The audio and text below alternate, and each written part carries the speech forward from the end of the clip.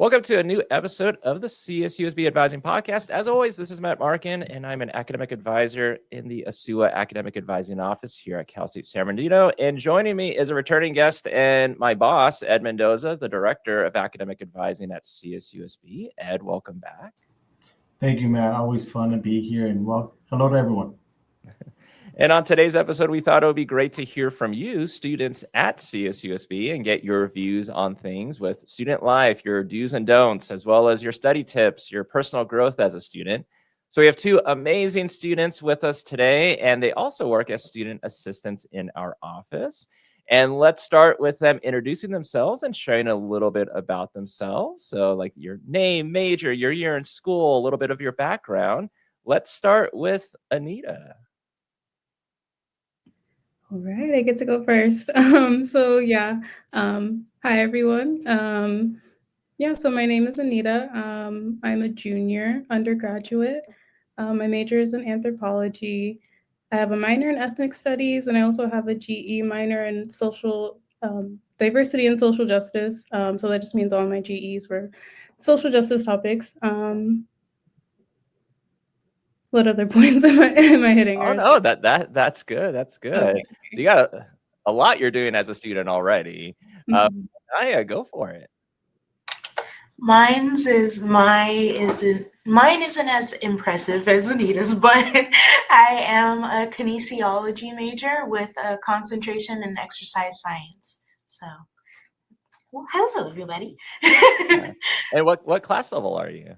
Right now, I am a senior, so hopefully by fall 25, I'll be done and out of here. And hopefully the experience has been great. Yes. And before we talk more about you as a student at CSUSB, I was interested to know, why did you choose CSUSB? What were some of the factors that went into your decision-making process of choosing Cal State San Bernardino? And Anaya, I'm going to throw it to you for this one. Yeah, of course. So I'm a transfer student. I'm coming from Norco College. That was my community college. For me, a lot of the factors was making sure that my requirements that I took at Norco were able to transfer over. So just making sure I would be admitted. I think what solidified me coming here was the campus tour and just being able to see the campus. That kind of cemented, I think this is my place. It was a good atmosphere. Everybody's really nice and very helpful. So love our campus. Awesome. Anita, how about you? I will say that before I applied here, there wasn't, I was a first-gen student, so I didn't really know what I was doing when I was applying to schools. So I just kind of applied here. I was like, oh, Cal State, that sounds good. And I'm from Texas, so you might be like, why did you choose California? I have family out here, so I thought I just wanted something new. So I was looking at schools in California. So I was like, Cal State, that sounds pretty official. So I applied here. But as soon as I got here for orientation, all of the staff was really welcoming, and it felt like a really nice place when they're talking about all of the resources that they offer here and how they primarily serve first-gen students, and just all of the support that they offer here. I was like, yeah, this feels like a good choice. Yeah, so it seems like for the both of you, once you were actually on the campus, so Anaya seeing the actual campus and Anita maybe interacting with staff and other students that were at orientation, that's when you both were like, Cal State San Bernardino, that's the school for me. That's awesome. I'm going to start with my first question. It isn't even one on the academic. I'm going to pick on Anita because she's from Texas. In-N-Out or Whataburger? I feel like I get to ask this question so much in this office. We're going to answer for everyone to hear. Okay, so for everyone to hear, I wasn't even born in Texas, so I'm not defending them in any light, but I will say Whataburger, and that will always be my choice. Wow, good for you, Anita. You stick to it. So I'm going to start with one of the things Matt and I as advisors, and then you probably with your friends and colleagues and other students that you've been around. what's the right major? Am I in the right major? How many times have students changed their major? So this question kind of goes along the line of, how did you come about choosing your major? And is it the one that you originally started with?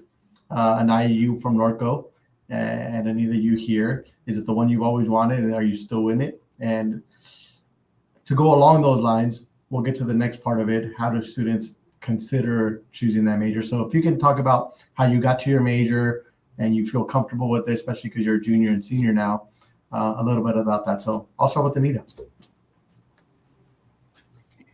All right. So my journey choosing a major is kind of long, so I'll try to shorten the version. But I went through a lot of different, like, just thinking about what I wanted to do and different pathways. So after I graduated high school, I didn't really know what I wanted to do at all. So I took 2 years off just to kind of work and figure things out, because I didn't want to go immediately into college and do something that I didn't want to do. But in high school, I really connected to like my anatomy and like my science classes. So originally I thought I wanted to get into like the medical field, or as I was looking more into it, like forensic anthropology. So whenever I was admitted here, I was admitted as a biology student because I was like, I think this is what I really want to do. And then I started looking more into it, and I was like, I don't think I want to do a lot of math in my major. I don't think I want to go into like the medical field at all. Like that just doesn't feel like it's for me. So I did more research, and since I was interested in forensic anthropology, so I was like, let me research what anthropology actually is, because forensic anthropology is just a very small section of anthropology. So I was looking into it, and I found out more about like social anthropology and cultural anthropology. That doesn't have to be so like science-based, and I don't have to like do so much. But I really like the major that I am now. So before I even, I was admitted as biology, but before I came and started my classes, I switched it to anthropology. So then I started my classes as an anthropology major, which was really good. As soon as I took my first anthropology class, I really fell in love with it. And now I really like all aspects of it, the biological anthropology and social anthropology. But I think the path that I'm going on now is more social and cultural anthropology, just because like my minors reflect, I'm really interested in social justice topics. And I think that that's where I really want to be. So, yeah. Thank you for that. Anaya, can you share? Of course. So similar to Anita, my major wasn't always kinesiology. I believe mine also started off as biology. My mom was actually a nurse, so I knew I wanted to be in the medical field. I just wasn't sure what I wanted to do. So I kind of went into community college with an idea of, okay, we're going to the medical field some way, somehow. But I guess along the way, as I took more classes, that's when it got kind of mixed up for me, because I found different interests. I've always been good at sciences and everything, but I just kept finding little things I liked in the classes. So I want to say I changed my major a couple times, actually. It went from bio to, I think, athletic training, and then back to care. Now we're back at kines. So it just kind of went full circle. We also have a lot of athletes in my family, so that is why kinesiology why we're here now. I don't necessarily want to work with athletes anymore, but that's kind of what got my foot in the door for kinesiology. No, thank you. And I think what you both went through is what majority of our students go through. Am I choosing the right thing? Because I think a lot of students believe that my major is what I'm going to do for the rest of my life. And I think it's not. And I think as you guys are taking your courses, and now that you're getting closer to graduating, that there is going to be other options for you. And you're still eligible for a lot of different master's and credential programs if you decide to go in a different career path, right? But there's still a lot of students that are at the early stages of deciding on a major, or maybe they've decided biology as an example, and nothing against biology because I think biology is a great major, but for students who are still kind of processing to have I made the right choice, or are undeclared, or are even considering I already know I made the wrong choice, what do I go into? What advice would you give those students? Pretend you're talking to a group of friends. So let's start with Anaya. I feel like one thing that I messed up on, again, I came into college thinking I knew what I wanted to do. So maybe just focus on getting your general classes done first. And then as you're in those classes, similar to me, just kind of note things that you like about the classes, and then maybe talk to your advisor and see if there's something that aligns more closely, but don't be so quick to go and with a declared major, because I think that's where I messed up, or not messed up, but that's what extended my academic journey, is because I was set on a major instead of just doing my generals first. Thank you, Anaya. And I know there's students and you started at a community college, and a lot of students that start at community college usually do finish their general education. And there is wonderful community college that offer lower division major requirements. But for those students like Anita that started here, there are benefits to general ed, because general ed, it's a broad spectrum and you get to learn from different areas. But then what about the major courses you're interested in, and how do you figure that out? So let me move it on to Anita to see how she answers this. Yeah, I think my answer is pretty much along the same lines. I say if you're, if you just like started and you're still kind of deciding, really pay attention to the GE classes too. I recommend seeing your advisor, but I hear a lot of students say that they just kind of take what their advisor puts on their schedule, which, a lot of the advisors will do that to help and just sort of guide. But you need to take the time with yourself to like look through your pause report and look through each GE class, and because there's a lot of topics underneath each GE. So take the ones that you are actually interested in, and that will guide you to sort of where you wanted to go. So for me, like, I just took GE classes that I was interested in, and then I found out that, how I have 2 minors now, a lot of the GE classes that I already took have already fallen into those minor categories. So that also helped me along the way, because now whenever I decided a minor, I'm already halfway done with the minor and I didn't even like choose it yet. And also say do what I did when I was choosing my major. And I was like, what the heck is even anthropology? I looked on YouTube, I Googled anthropology, I Googled jobs you can do with anthropology. I went through like everything just to find out if it was really for me. Thank you for saying that at the end too, because both of you mentioned courses will help you figure out interest. Talking to others, including advisors, will help you figure out a little bit more about it.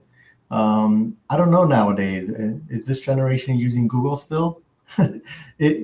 Or YouTube, or are they using AI to answer a lot of questions too? So let me transition it back to Matt, but thank you for sharing that, because what other things can students do to figure out a major other than classes and talking to someone? It's going online and figuring it out.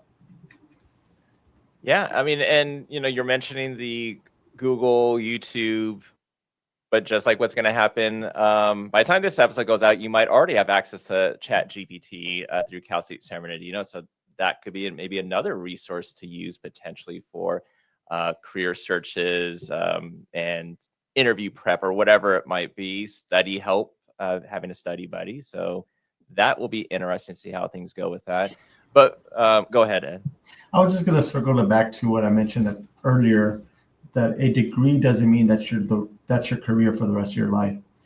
So if there's folks out there that are doing a career that you're interested in, who better to ask? Ask those people, if they got to do school again, what major would they choose and why?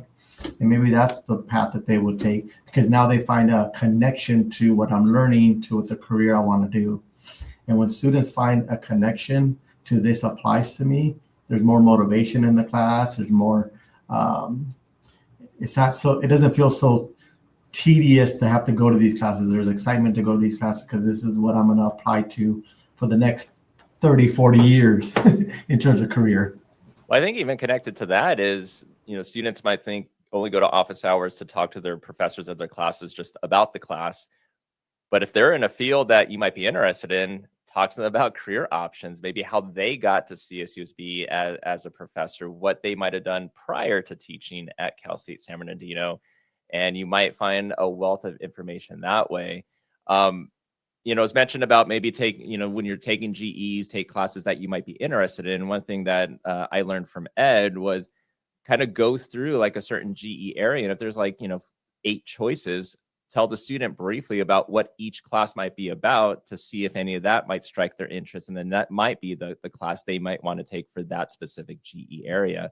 But for Anita and Anaya, kind of going along the lines of kind of these do's and don'ts, you were talking about for helping students if they're struggling on deciding a major. What would you say, if you had to reflect back, what would be one thing you wish you had, you had known or wish you had when you first started at Cal State San Bernardino? And I'll leave it up to whoever wants to start.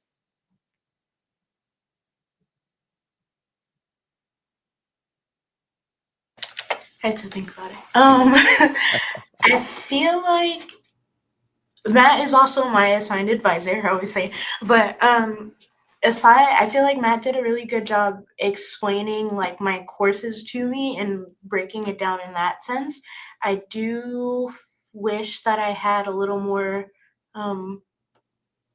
knowledge about like my program, I guess, coming from them, like other resources and stuff from my department that I didn't know were requirements now that I need.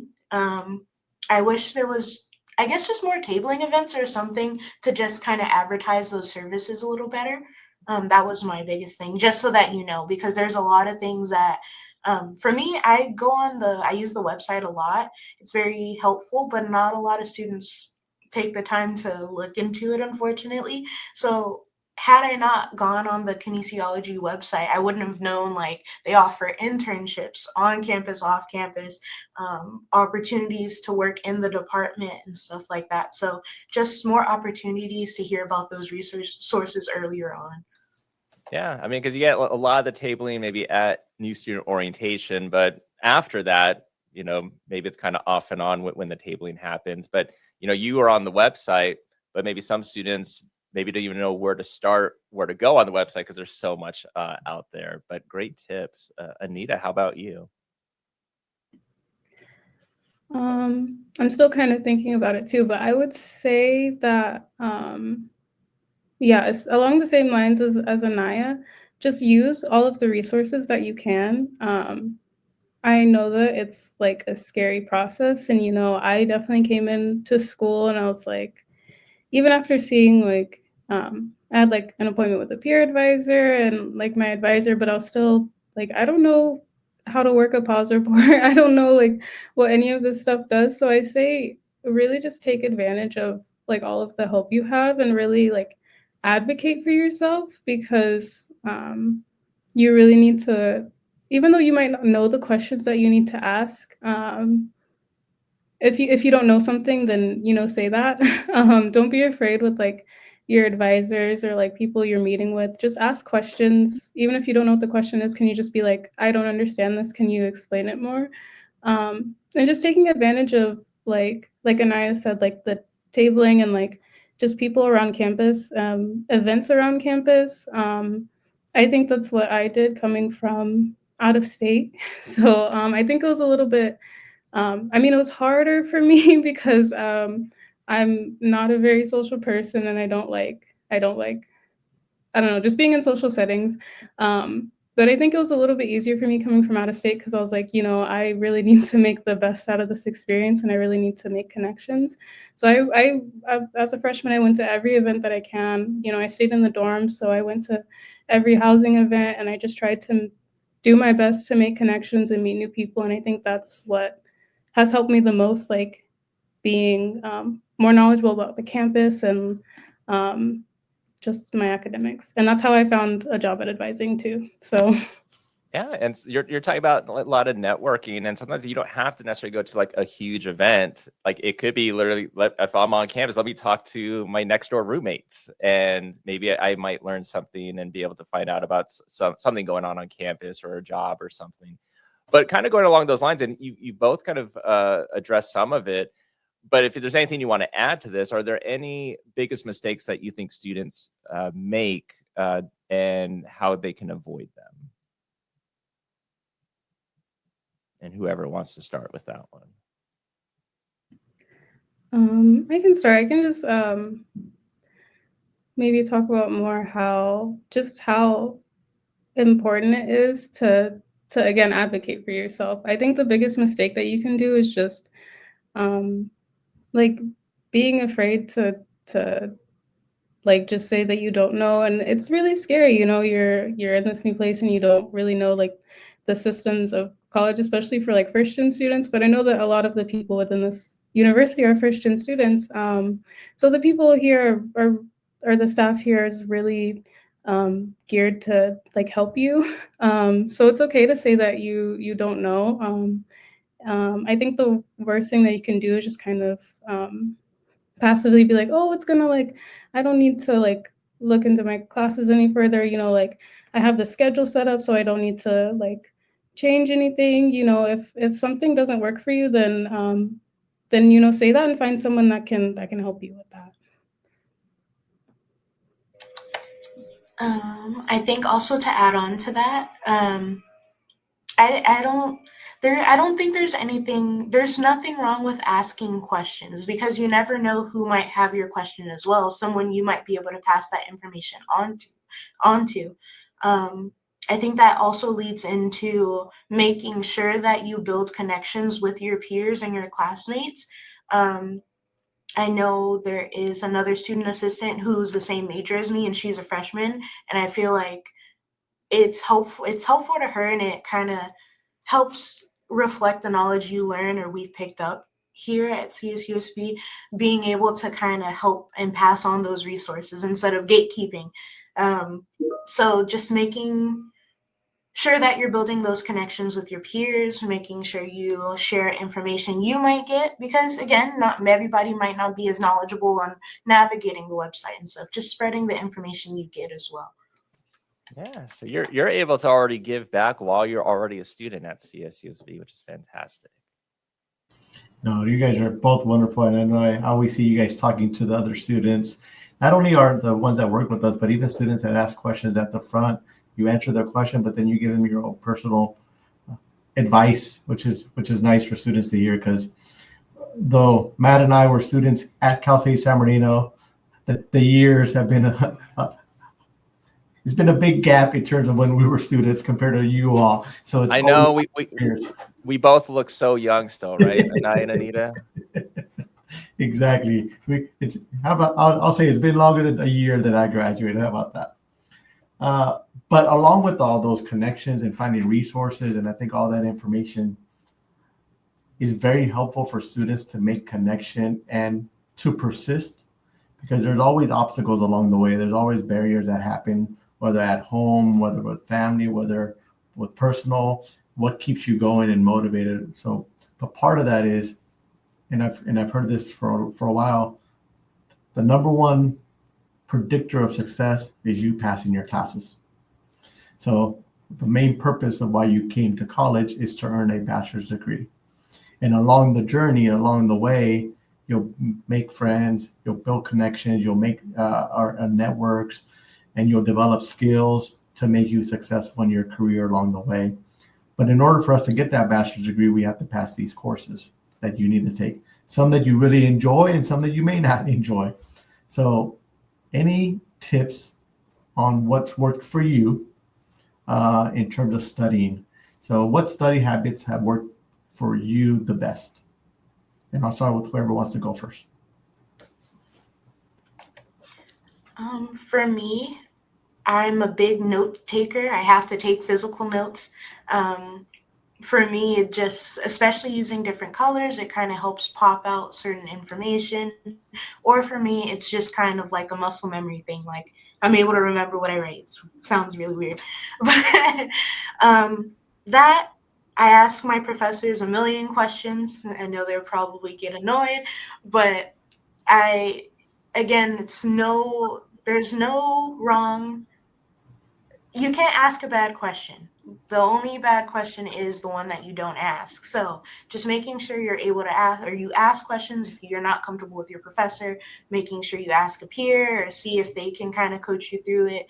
And then also the learning outcomes, a lot of people skip over those, but they always come back, especially for exams. Just make sure you study those or find a way to connect those to your notes, and you should be good for the most part.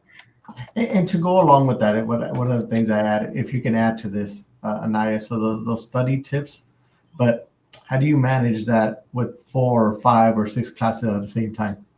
So to add to that layer, time management. Just make sure that if you using calendars, or making sure that you write down your schedule so you don't get your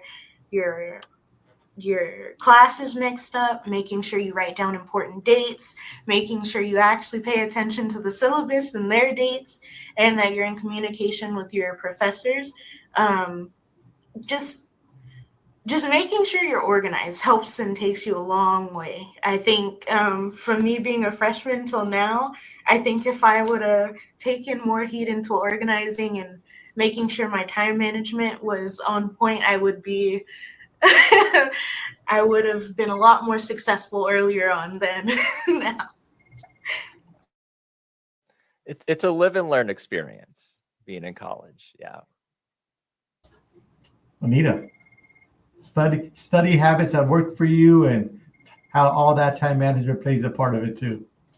Okay, yeah, I'll say the same thing, basically the same thing as Anaya again. It really is just finding ways of studying and ways of learning that work for you.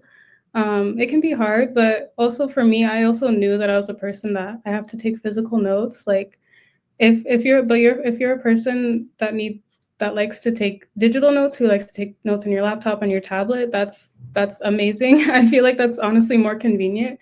But I know that I need to have my notes physical, or else, if it's in a Google Doc or something, I'm not gonna look at it. I'm not gonna learn as much.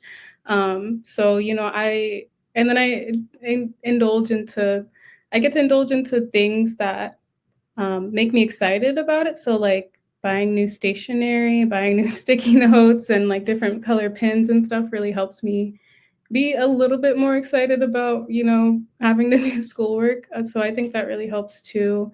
And I think as someone who is in the social sciences, I can speak from this perspective. Also, what Anaya said is interacting with class and with your professors, asking questions. But I say, since sort of my major is, and this will kind of go into like the time management of it and how to sort of manage like the workload within your class. But since a lot of my homework and a lot of my stuff is just reading most of the time, and so like some writing, like essays, and that's kind of all that we have to do. But these academic articles are long, and sometimes the professors will give you 2, 3, 4 a week that you have to read. But a lot of the classes are discussion based, so there's not a lot of assignments, but you have to, interact in class. And I think it is like finding a balance between all of them.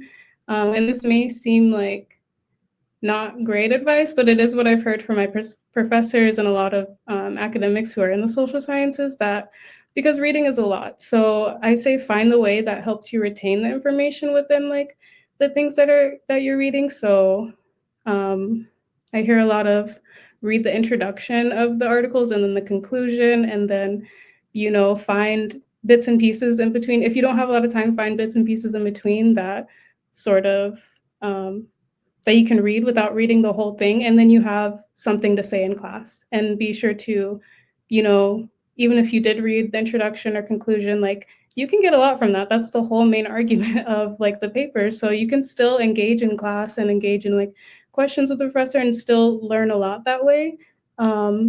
it's really nice when you have the time to read the whole thing, but sometimes it's just like not manageable to try to do everything. You have to manage what you can do with like the time that you have with 5 classes with work.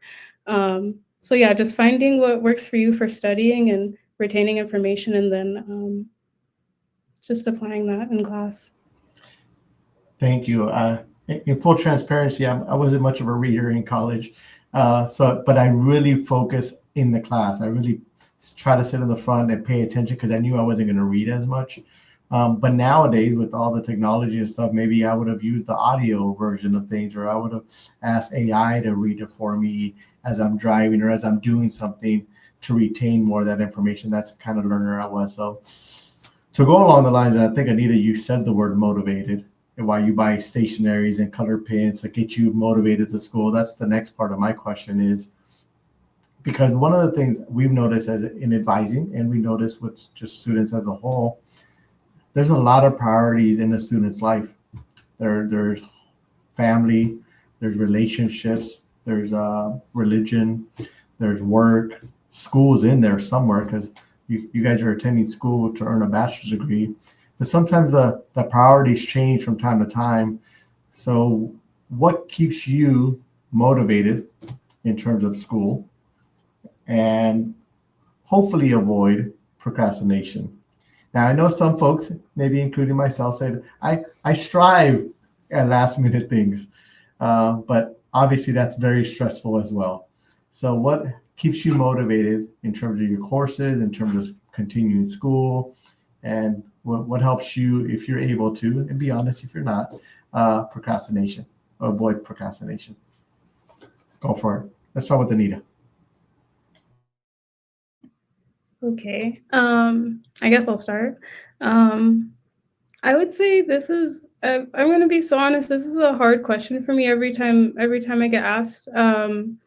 It's really hard to stay motivated sometimes, at least for me.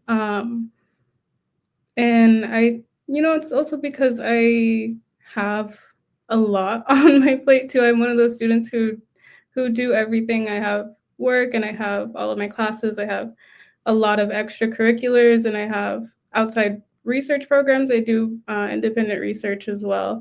So sometimes whenever you don't have a lot of time, like in between like my classes, and whenever I get back to my room late at night, I'm like, I just want to go to sleep, or like I just want to watch TV. Like I don't want to do my homework. And that has really been my downfall most of the time. And then I end up procrastinating and, having to do it last minute. I'll say there's an essay that is due soon that I need to do because I procrastinated it. But yeah, to stay motivated, I think even though it's hard in the little moments to sort of motivate yourself, I think whenever you can do the reflecting to think about like the big picture. You think, oh, it's just one semester, like it's just one class, like I don't know why I have to do this, like, and it just gets tiring, especially now that I'm a junior. As a freshman, I was a lot more motivated. I had a lot more energy to get through my classes, but I think at this point I really have had to look big picture and say, well, if I fail this class at this point in my like academic journey, like it's going to set me back like another semester if you fail some classes. And I have to think about my goal is getting my degree. My goal is going to graduate school. And with the career that I want to go to, I really am striving for a PhD at this point. So you just have to think, and like whenever I think of like about my academic journey, it's like going into graduate school, that's a lot as well. But these are my goals, and this is what I want to do and pursue. And to be able to get to that point, then I have to focus right now. It hit me when you said the little moments versus the big picture, because that's so true in everything. So the little moments, yes, we may lose a battle tonight because I really wanted to watch that TV show, but that doesn't define me, and I can still make that change, and I can still work on things. As you know, we always keep working on ourselves to better ourselves in whatever we're trying to do. So thank you for saying that. Anaya. I think mine is also similar to Anita's in the sense that in order to keep me going right now, it's just thinking about, okay, well, we're almost there. We have until fall and then we can move on to the next thing. So just keeping your goals in mind. I think another thing that has helped me a lot this semester is realizing when you need to take a break. And sometimes you try to keep pushing yourself to get through something and you're just causing yourself more harm because your body is telling you we're tired, we need a rest, whether that looks like maybe setting a 30-minute timer and it's like, okay, I'm gonna work for this long and then come back to it in another 30 minutes or something like that. But it's just recognizing that you need a break. And as much as we all like to be superhuman and making sure we're on top of our things, we might not we might not always be in that headspace, and again we might be causing more harm than good. Instead of just let's take a minute, let's breathe, let's get our mind right, let's take a nap if we need a nap, and then making sure you come back, make sure you come back to your work. But yeah, take a break. Thank you. And this happens, just so you know, outside of school too, and outside of how do we keep motivated on a lot of things. I have a Peloton and I need to motivate myself to use it on a daily basis, and it's hard. One of the things that's worked for me, and I think it worked for me as a student, and maybe you can, if you can give a thumbs up or at least give a feedback on what I'm about to say. I think when you have a friend that holds you accountable, that will ask you, hey, are you done with this? And now you know someone's going to ask you, and maybe that motivates you a little bit more to finish it too. It's helpful. Now, I'm not saying that friend becomes your parent and is nagging you and is always bugging you, but someone that you could check in with. And maybe it's folks in your classes that you check in with in study groups. Does that seem that you've done that too, or does that work for you all? I think that's completely, it's a really big thing. I think there's a girl I came in with during orientation, and we kind of keep each other on track every now and again. Fortunately, we've had a lot of classes together this semester, but it feels like if I don't know something or I'm not understanding it, or it's one of those moments where like, okay, I just need a break, she most times has it, and then vice versa. So we kind of balance each other out. And then I also wanted to make another note is maybe giving yourself little rewards every now and again. Like if I finish this, then we can do this. We can watch 30 minutes of Bridgerton or something like that. So reward system for yourself is also good. I feel like sometimes relying on someone else, it can be helpful. But again, if you get too reliant on other people instead of doing things that motivate you for yourself, that kind of, it doesn't help either. I think it kind of pushes that responsibility on other people, and you're not doing it for you at that point. You're just making sure I'm not burdening somebody else, if that makes sense. It does. Thank you. Anita, you have an answer to that? Or addition? No, yeah, I think that's a really good point. I think that's also what's helped me in, like, I can think not just academically, but in a lot of facets of my life, just being held accountable, not, being like griped at or like yelled at, but, soft accountability from your peers, because it really is like, what is it? The support systems that you have, and I think that was hard for me before too, is I don't have the biggest support system around me, so it was also hard to stay motivated, because if you get in your head too much, then you don't have anyone to sort of as an outlet, or to help you with your goals. It's kind of harder, but it makes me think of now that I have my mentor, Harim Khan. She's in the anthropology department. She's so lovely in helping me with my research. And like we just had a meeting, and I'm supposed to be getting done this literature review, and I was supposed to already have it done, but I haven't started it. And she was like, would it help if we have like writing sessions, or if I give you like a soft deadline to have like an outline done? Would that help? And I was like, yes, I really need like some sort of deadline, because if there's nobody like giving me like a due date, and if there's nobody like, if it's just me, like I'm not going to hold myself accountable to getting it done a certain time. So yeah, that really helps. Yeah, no, that accountability piece.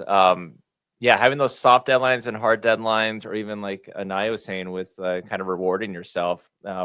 When I used to teach USD 2000 to my students, we would talk about delayed gratification, which is exactly what Anaya was talking about. So I think all of your tips, I think, are excellent. I think when we're talking about time management, I think a lot of times we overestimate the amount of free time we have for studying and getting ready for exams, and we underestimate how much is involved, how much time we'll actually need for the study prep and our homework and all of that. So it's kind of figuring out what that balance is. But I think you both kind of alluded to it, kind of maybe studying or working for a certain amount of time, but also making sure you take a break, because our eyes are muscles, so they get tired. So you can only stare at something for so long. And it can be difficult retaining some of that information. But with the time remaining, we got a couple more questions. And so this is kind of about campus resources. Now, you both have mentioned utilizing campus resources. For you personally, what has been the most helpful resources during your time at CSUSB? And I'll throw this to Anita first. All right. So this is probably something that I could go on forever about, because there's so many resources that this campus offers. And like I said, even as like a freshman, I was really adamant about like using everything that I could, because I really wanted to like succeed. So first, I would say what I used most my like freshman years, like is the tutoring center, because that's whenever I had my GEs in math and chemistry. Now I'm more in social science classes, my upper division, so I don't have to use it. But I still say to anyone to utilize the tutoring, because they're so helpful. They will literally sit there and, if you have a homework assignment, they'll sit there and like do it with you. And it's not just for, them giving you the answers. It really helped me like understand the process of it. Like they'll go and work through all the problems with you and make sure that you know how to do it. But I will say I was in the tutoring center every day. Or like, at least a few times a week. It's a really good resource. Also advising, and not just because I work here, but because I work here, I think I also have a lot more insight to it. And not just because of the directors on this, this podcast episode. Yeah, not just because my boss is here. But yeah, I think working here has made me realize how important it is. Before I started working here, and I was lucky enough to start working here after my first semester. So I just really got a lot of information. And I think the more that you know about like your academics and more about like how it works and everything, like the better you'll be to be successful. So like don't be afraid to like make multiple appointments with your advisor, to send them emails. I have the advantage of working with them, so I can ask questions anytime I want to. But if you don't sort of have a job, with advisors, don't be afraid to ask all of the questions and make appointments as much as you can. It's a really good resource. And then I'll say one more and then I'll pass it along for time. But the DIN, the Oberschall DIN, and food pantry is something that I use a lot, and I know that all of the student assistants, I know a lot of people that use it. It's basically a food pantry where you can get free groceries, and they have a lot of other different resources. You can apply for grants and other things that you need help with. But I think it's a really cool thing that the school has, and they don't ask you any information. You can just go in and get groceries. And so yeah, I think that's a really big one that I love seeing students take advantage of. Mine is also advising.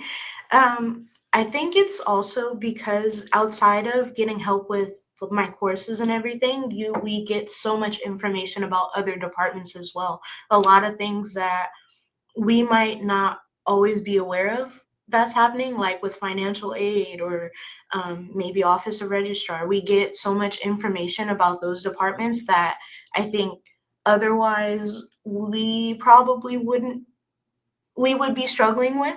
So I'm grateful for those opportunities where we get insight. I think the den is also a big thing. I use the den pretty much every week. And then also the student health centers, they're very helpful using that pharmacy, especially the few times I've gotten sick. They're a resource that we don't always think about. I don't think a lot of students take advantage of. But a lot of the medicine stuff, it's very affordable. Everybody's very nice. They take the time to explain things. Those are the main three I use, or the main two, sorry. Three. So the elephant in the room to me right now is, yes, you guys work in our office, but we selected you because we also have known your journey. We've also talked to you all in terms of that motivation and the studying and the stress that comes along with it, because we see it here and there. So we wanted to make sure we brought students, and we know, because you guys are very honest with us, and we appreciate that. But I will say this too, and Matt's heard me say this before, we in advising, we work for you all. We work for you. The reason we do this job is because we were students, and the reason we do this job is because I wish someone would have told me this. And just like you shared some of it when you share with other students, what I wish I know now what I didn't know then, or however that saying goes. So my next question is, if you can reflect a little on the time you've been at CSUSB or even in college for you and I with Norco, looking back, what's one thing you're most proud of accomplishing? Either one. I guess I can go first.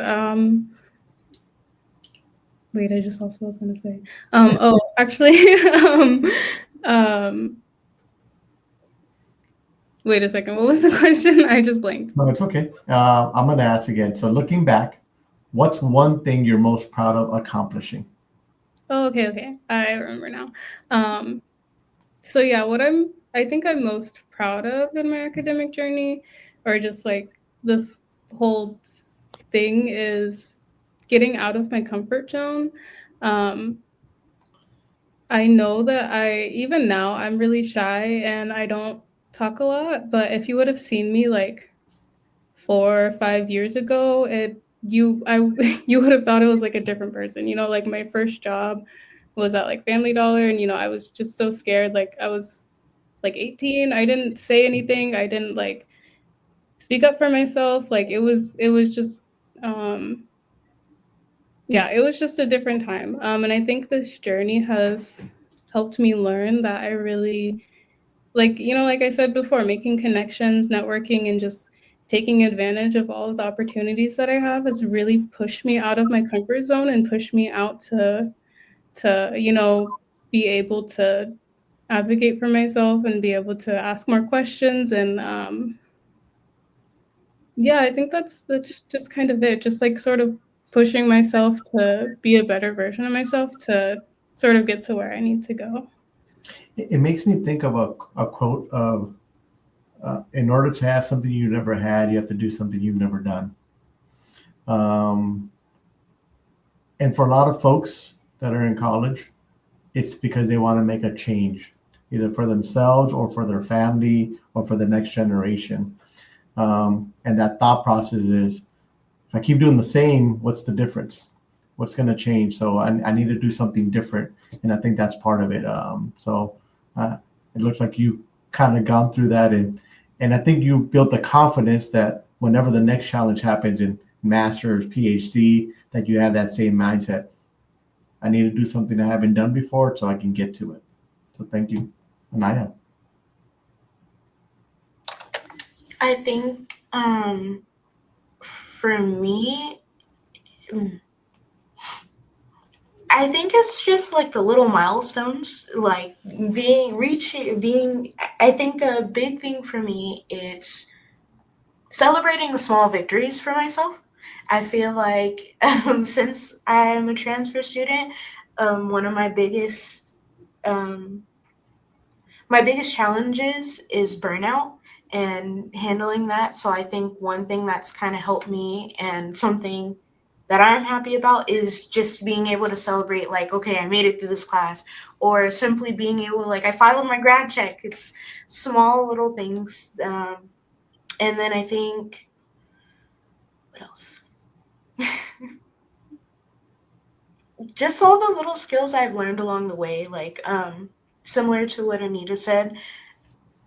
I think my networking and stuff, it was okay coming in, but being in this office or interacting with classmates, people in my classes, that's taught me a whole different way about like interacting with people, ways to communicate with professional or your professors and everything.